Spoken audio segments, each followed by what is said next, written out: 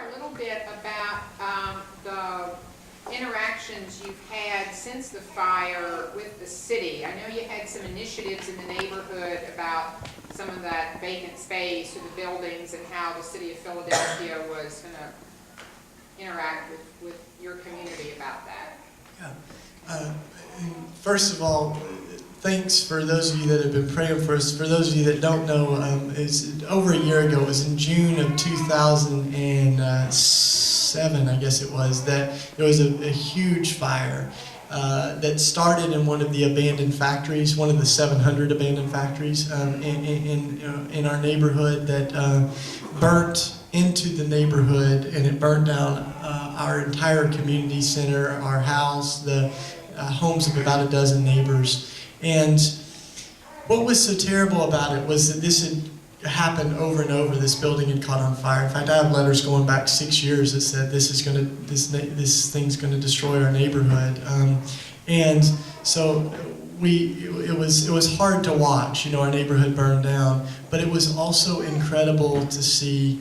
One, no one was hurt in the fire. Our entire neighborhood came together, and you wouldn't believe. Like the Red Cross set up a shelter, and they said the weirdest thing happened though. Like nearly 100 families were displaced, but no one stayed in the shelter. And I said, well, why was that? And they said because everybody in your neighborhood was opening up their homes to each other. It's unbelievable, And I mean, these are people that don't have a lot of room in their homes. So I'm really proud of our neighborhood. I'm so thankful for the large church community like you all and others that have been praying for us. We still have a lot of obstacles. We've resurrected a lot of that space. We had some neighbors that donated their land where their house used to be, and we helped them get a new house and things like that.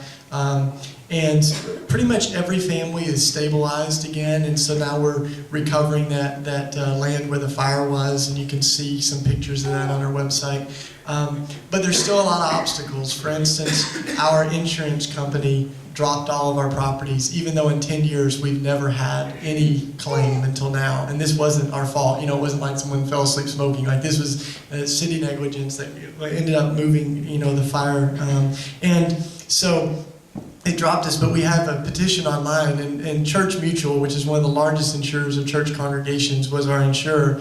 And so now folks are calling and saying, please reconsider this, because what they said was that it's because our neighborhood's too big of a liability, which is very difficult. Like, if we didn't have liability, why would we need insurance? But this is great. Like, just a few weeks ago, one of the largest mega churches in the country called Church Mutual and said, we want you to, reinstate the Simple Ways policy, or we'll be reconsidering ours. And we're like, yes, that's awesome. So the vice president of Church Mutual calls, like, we need to talk. We're like, yes, we do. So I'm excited, and I think part of what we're trying to call into question are the things at the root of that. And just to give you one more example, after the fire, the city of Philadelphia imposed fines on every family that lost their home, and we were being fined for the hazard and the demolition fees and by L&I license and inspections. So now the city's saying that we owe nearly $100,000 as a neighborhood to the city.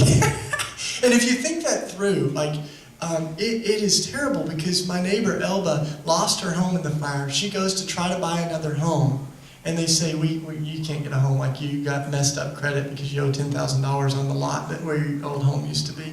So you see, like, as the scriptures say, principalities and powers. You see the ways that people get sucked into a cycle of poverty and homelessness. So we've tried to be people that are championing those and bringing them to the forefront. We have had really good media, around some of this, but we're still doing everything we can to stay out of court and to try to repair our neighborhood. So there's a lot of steps. If you keep an eye on the website, you'll see those. I was able to bring Mayor Nutter into the neighborhood and walk him through, but we're still kind of paralyzed in what we're able to do. So keep us in your prayers.